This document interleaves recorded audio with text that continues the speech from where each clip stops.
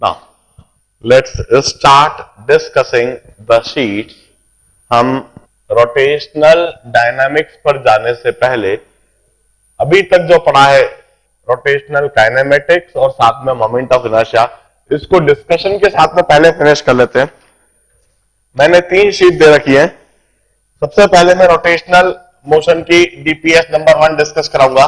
Doubts लिखवा दो। DPS number 1 में जो प्रॉब्लम्स डिस्कस करना चाहते हो please raise your doubts. No doubt. किसी को भी एनीबडी डीपीएस नंबर 2 में डाउट्स लिखवा दो।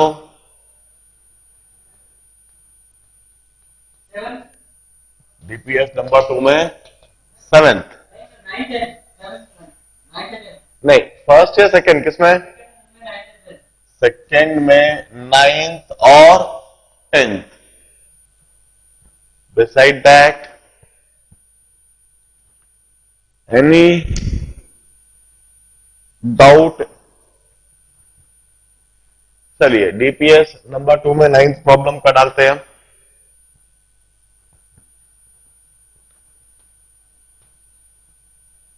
A solid body rotate about an stationary axis according to this law. Phi is equal to AT minus BTQ, where A is 6 radian per second and B is 2 radian per second cube. Find the mean value of angular velocity and angular acceleration averaged over the time interval between t equal to 0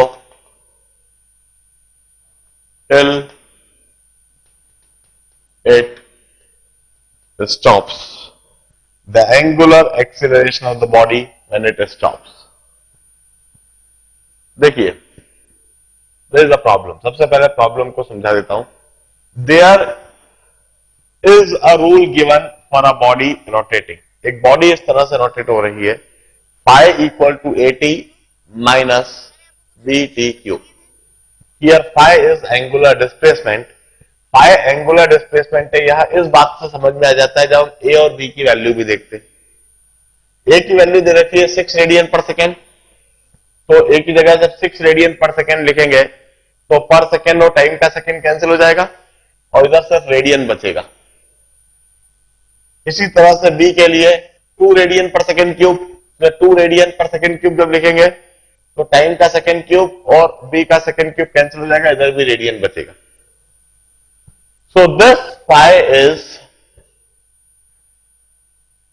angular displacement of body, and angular displacement of body, its variation with time is given by this equation. Time के साथ angular displacement का variation इस equation में साफ साफ हमें दिख रहा है। अब हम अच्छी तरह से जानते हैं angular velocity of body is d phi by dt. Angular velocity of body is d phi by dt. यदि हम इस एक्सप्रेशन को टाइम के रेस्पेक्ट में डिफरेंशिएट कर दें, then we'll get angular velocity of body. Its function with time. d phi by dt कर रहा हूं, a का डिफरेंशियल होएगा at का differential a minus 3bt cube का 3bt square. This is the variation of angular velocity of body with time. Angular velocity of body का time के साथ फंक्शन इस तरह से दे रखा है। अब क्योंकि एंगुलर एक्सीलरेशन की बात कर रहे हैं तो क्यों ना एंगुलर एक्सीलरेशन के भी एक्सप्रेशन लिख दिया जाए। Angular acceleration of body is given by d omega by dt. D omega by D T, this is angular acceleration of body. तो इस ओमेगा का जो टाइम के साथ फंक्शन है, इसको मैं एक और बार डिफरेंशिएट कर रहा हूं in order to get angular acceleration. Angular acceleration of body is A, जो कि एक कांस्टेंट है, इसका differential 0 minus C B T square, C B constant T square का 2t, so this minus 6 B T. This is angular acceleration of the body with time. यह समय के साथ एंगुलर एक्सीलरेशन का वेरिएशन है, यह समय के साथ एंगुलर वेलोसिटी का वेरिएशन है, और यह समय के साथ एंगुलर डिस्प्लेसमेंट का वेरिएशन। अब उनने एक बात पूछी है, व्हेन इट स्टॉप्स। एक तो t इक्वल टू 0 पर बात करिए, और दूसरा बात करिए when it stops. t equal to 0 के लिए तो ठीक है, टाइम 0 रख देंगे और सारी चीजें हमें निकल जाएगी। व्हेन इट स्टॉप्स, अब व्हेन इट स्टॉप्स के लिए हम कंडीशन सोचते हैं कि जब बॉडी रुक जाएगी। When it stops angular velocity must become 0।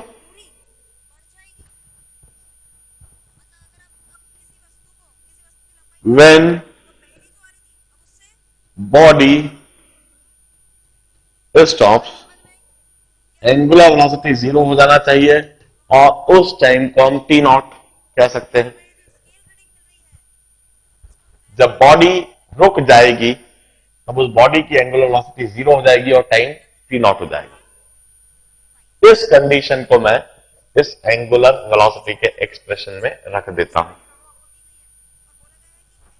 तो मुझे वहां टाइम टी नॉट हो जाएगा। ओमेगा 0 कह दिया is equal to A minus 3b T naught square.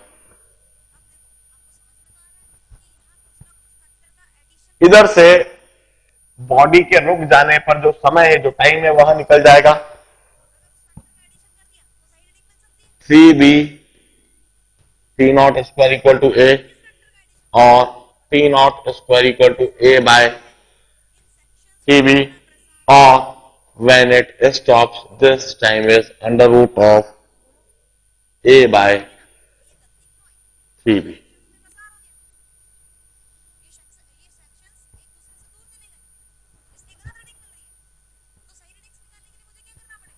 यह बॉडी के रुकने की कंडीशन आ गई है। अब उनने पूछा है कि जब वह बॉडी रुकेगी तब उसका एंगुलर एक्सीलरेशन क्या होगा। बी पार्ट पहले कर देता हूं, क्योंकि बी पार्ट सीधा सीधा लिखने लगा है मुझे। बी पार्ट में उन्होंने पूछा है angular acceleration of body when it stops.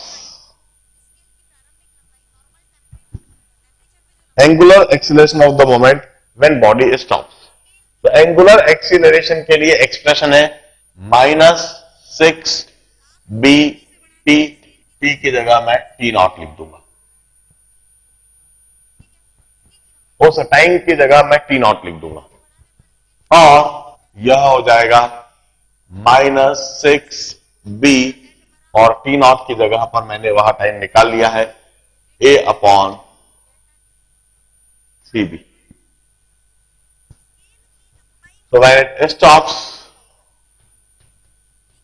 angular acceleration is minus, अंदर जाके 36b स्क्वायर, 3 कैंसल्ड, और ये हो गया 12 into a into b। The angular acceleration of the body when it stops।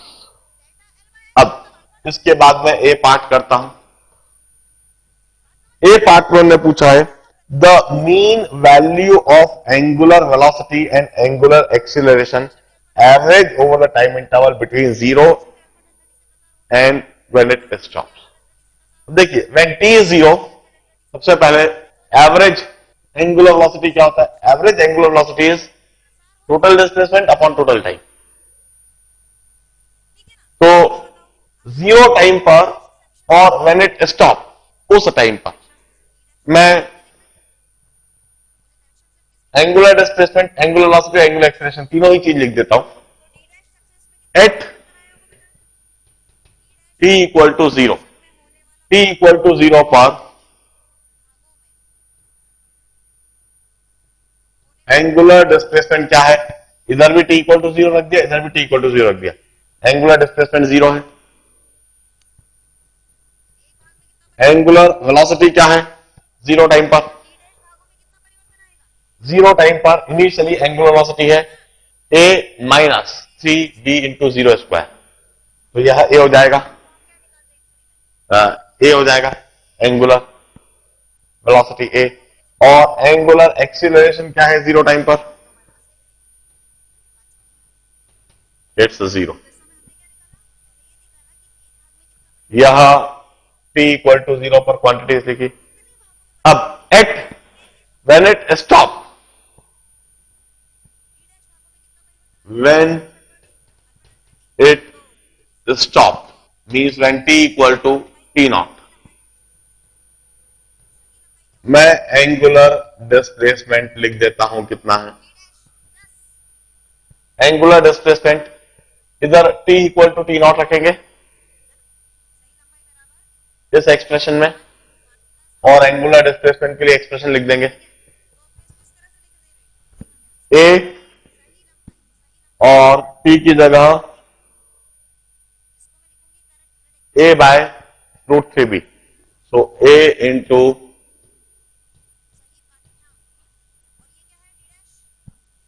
Minus b into a by 3b to the power 3 by 2। This is angular displacement. इसे simplify कर लेते हैं, when it stops angular displacement को हम simplify कर लेते हैं, जरा सिंप्लीफाई करके एक्सप्रेशन बता दीजिए, a क्यूब बाय 3b और प्लीज टेल मी, इसे सिंप्लीफाई करके इसी तरह से angular velocity when it stops, angular velocity when it stops को हम पहले ही 0 लिख चुके हैं।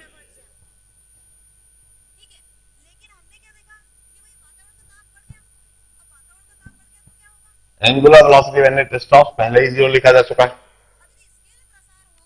क्या यह चीज सिंप्लीफाई करके किसी ने करी है, फटाफट बताए जरा।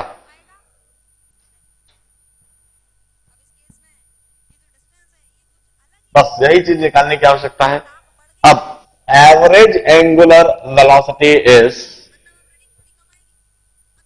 Angular displacement at T not time minus angular displacement eight 0 time upon T not minus 0।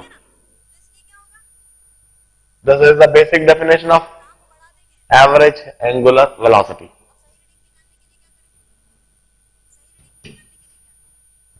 भाई 5 टी नॉट अभी तक किसी ने नहीं बताया है, बड़ी डलमी।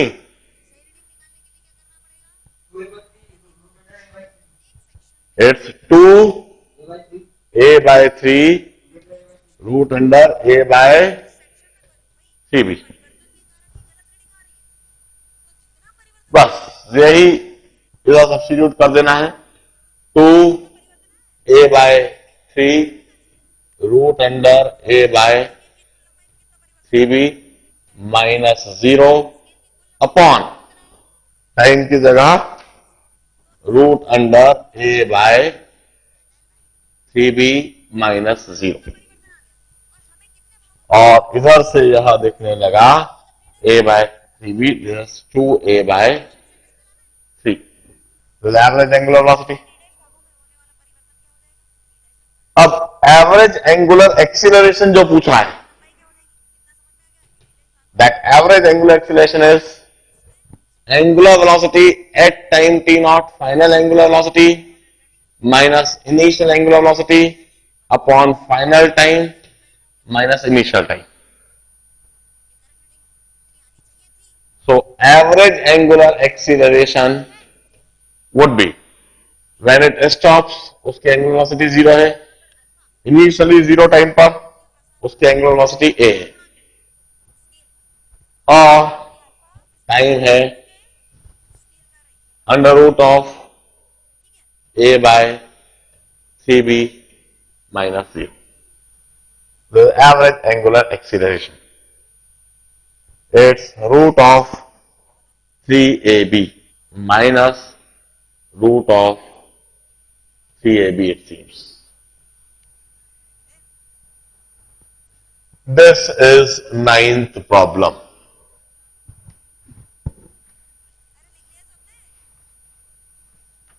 ध्यान से देख लीजिए।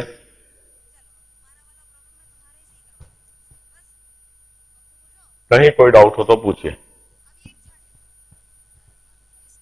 एंगुलर डिस्प्लेसमेंट के लिए फंक्शन दे रखा है, उसको डिफरेंशिएट करके एंगुलर वेलोसिटी के लिए फंक्शन निकाल दिया, उसको फिर डिफरेंशिएट करके एंगुलर एक्सीलरेशन के लिए फंक्शन निकाल दिया। ए की बी की वैल्यू जरा ध्यान से देख ली, उससे यह समझ लिया कि यह एंगुलर डिस्प्लेसमेंट किस तरह से है।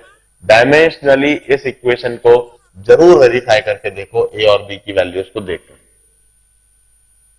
ओमेगा के लिए D five by D T, alpha के लिए D omega by D T, यह करा। फिर इसके बाद बॉडी के रुकने की कंडीशन, व्हेन बॉडी स्टॉप्स, उसकी एंगुलर वेलोसिटी जीरो हो जाएगी। इस एंगुलर वेलोसिटी को जीरो कर दिया और उस टाइम को टी नॉट कह दिया, तो वह टाइम टी नॉट आ गया। वह टाइम टी नॉट की वैल्यू इस तरह से लिख दी। और फिर उन्होंने जो पूछा है angular acceleration of body when it stops, तो एंगुलर एक्सीलरेशन के लिए जो एक्सप्रेशन आया था उसमें इट स्टॉप्स का जो टाइम टी नॉट है वह सब्स्टिट्यूट कर दिया। तो angular acceleration of body when it stops, जब वो ठीक रुकेगी उस समय पर उसका एंगुलर एक्सीलरेशन इतना होगा। फिर उन्होंने पूछा है कि जीरो टाइम से लेकर उसके रुकने तक एवरेज एंगुलर वेलोसिटी और एवरेज एंगुलर एक्सीलरेशन क्या है। तो जीरो टाइम पर हमने सारी बातें लिख दी और रुकने पर टी नॉट टाइम पर हमने एंगुलर डिस्प्लेसमेंट और एंगुलर वेलोसिटी लिख दी। यह इनिशियल कंडीशन पर एंगुलर डिस्प्लेसमेंट, एंगुलर वेलोसिटी और एंगुलर एक्सीलरेशन है, और यह रुकने पर एंगुलर डिस्प्लेसमेंट और एंगुलर वेलोसिटी। इसी की आवश्यकता है, एंगुलर एक्सीलरेशन तो हमने पहले ही लिख रखा है।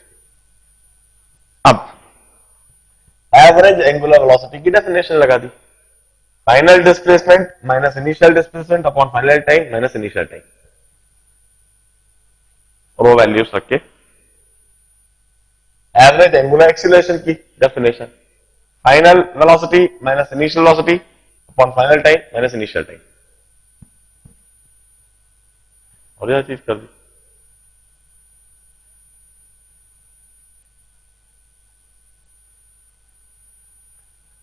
Now let's start solving 10th problem.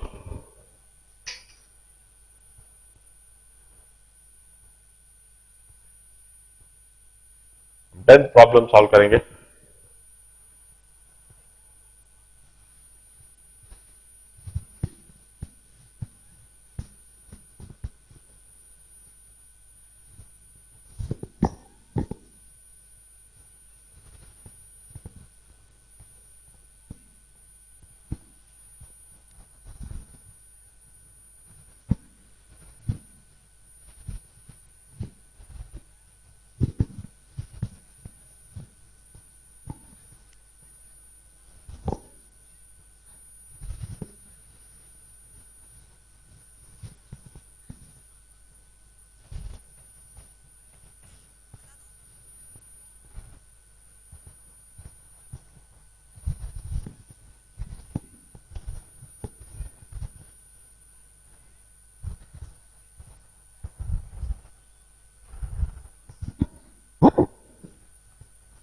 A solid body starts rotating about an stationary axis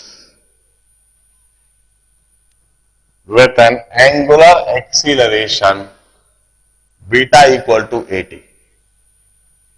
Angular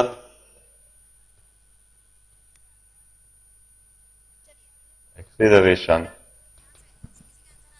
beta is equal to 80, where A is given, that is 2 into 10 to the power minus 2 radian per second cube. How soon after the beginning of motion will the total acceleration vector of an arbitrary point form an angle alpha with its velocity vector? Now it's a very interesting problem. In fact, class में इससे related theory perfectly समझाई हुई है. I was just checking कि आप लोग उस theory को अप्लाई भी कर पाते हो नहीं. देखिए, angular acceleration beta it's equal to 80. It's not a constant. Angular acceleration constant नहीं है, वो टाइम के साथ बढ़ रहा है. यदि एंगुलर एक्सीलरेशन कांस्टेंट नहीं है तो हम एक बात समझ जाए कि वो जो 3 equation of motion, rotational motion at constant acceleration, वो नहीं लग सकता. हमें एंगुलर वेलोसिटी की आवश्यकता पड़ेगी. हम एंगुलर वेलोसिटी सबसे पहले निकालते हैं. Beta which is equal to 80, but beta is D omega by D T is equal to 80. Angular acceleration is rate of change of angular velocity. तो बीटा की जगह D omega by D T लिख दिया. तो D omega is equal to 80 into dt. I integrate it. I integrate it on both the side. Integral of d omega is equal to integral of a is a constant t dt.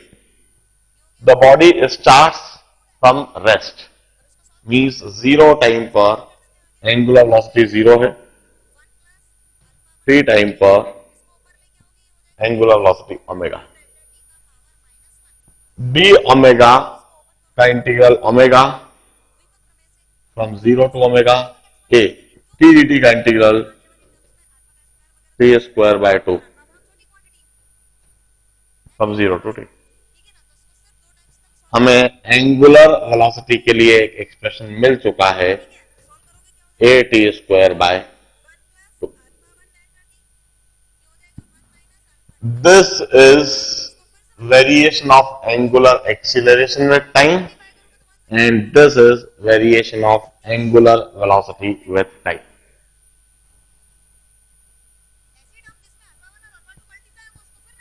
अब खास जो सवाल की condition है, किस समय पर, at what time net acceleration vector is at an angle of alpha और 60 डिग्री विथ वेलोसिटी वेक्टर. हम किसी भी पार्टिकल की बात करें, यह कोई पार्टिकल है,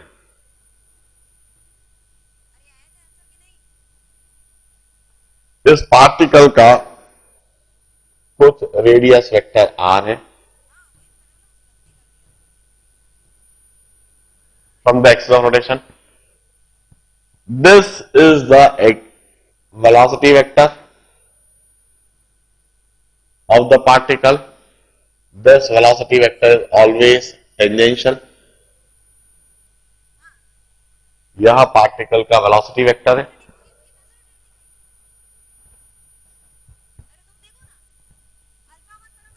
अब मैंने यह बात समझा रखी है कि कोई सी भी बॉडी यदि रोटेट करती है तो उस रोटेट करती हुई बॉडी पर कोई सा भी पार्टिकल सर्कुलर मोशन करेगा और यदि वह बॉडी का एंगुलर एक्सीलरेशन हो रहा है तो उस एंगुलर एक्सीलरेशन की वजह से उस किसी भी पार्टिकल का एक टेंजेंशियल एक्सीलरेशन होगा और सर्कुलर मोशन की वजह से रेडियल एक्सीलरेशन भी होगा.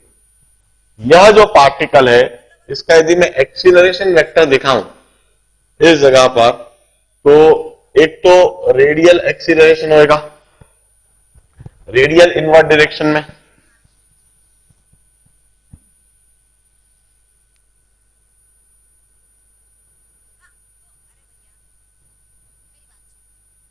यह रेडियल एक्सीलरेशन होगा और इस रेडियल एक्सीलरेशन की हमेशा जो वैल्यू होती है that is omega square R magnitude. और इस पार्टिकल का टेंजेंशियल एक्सीलरेशन भी होता है। यदि इसका एंगुलर एक्सीलरेशन है तो निश्चित वहां पर टेंजेंशियल एक्सीलरेशन भी होगा। मैं ए आर और ए टी के ऊपर एरो लगाने के बजाय सिर्फ ए आर और ए टी ही लिख देता हूं। एरो तो मैंने दिखा ही रखा है। और यह टेंजेंशियल एक्सीलरेशन जो होता है यह angular acceleration into radius vector, यह भी हमने लिखा है। इस तरह से इस पार्टिकल के एक्सीलरेशन के दो कंपोनेंट होते हैं, एक रेडियल एक्सीलरेशन, एक tangential acceleration. The net acceleration of particle is the vector sum of this two acceleration. This is the net acceleration of the particle.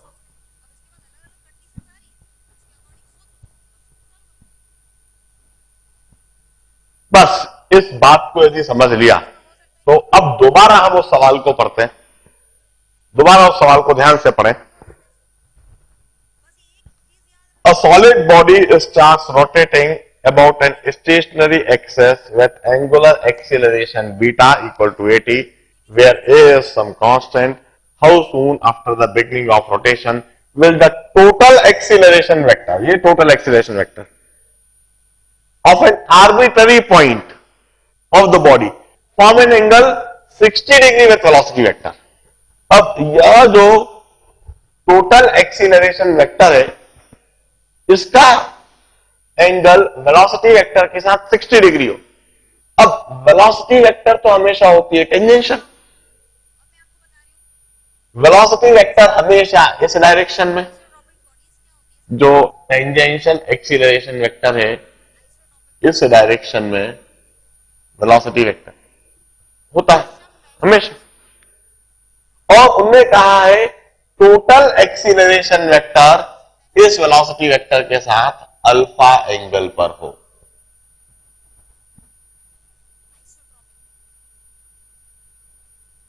यह वेलोसिटी वेक्टर जो कि टेंजेंट है और इस वेलोसिटी वेक्टर के साथ जो टोटल एक्सीलरेशन वेक्टर है अल्फा एंगल पर। अब ऐसा कैसे होएगा? हम कहेंगे this radial acceleration component A R, this radial acceleration component A R upon A T, यदि यह tan अल्फा के बराबर हो जाए वह समय हमें निकालना होगा। यदि यह एंगल अल्फा है तो A R upon A T would be tan alpha. A R हमने लिख रखा है omega square R, A R हमने लिख रखा है omega square R, A T हमने लिख रखा है beta R is equal to tan alpha. R से आर कैंसल्ड, इधर हो गया omega square upon beta. Omega square की जगह यह ओमेगा के लिए एक्सप्रेशन जो हमने लिख रखा है इसे रख देते हैं। tan alpha is equal to a t square by 2 whole square, और बीटा के लिए यह एक्सप्रेशन ए टी, यह बीटा के लिए एक्सप्रेशन हो गया this equal to a square upon a, बचा रह गया सिर्फ a, t to the power 4 upon t, बचा रह गया t cube by 4। So t cube is equal to 4 tan alpha upon A. And this gives me the time t is cube root of 4 tan alpha upon A. At this time, total acceleration vector would be at an angle alpha with the velocity vector. पूरे problem के solution को बड़े ध्यान से देखें.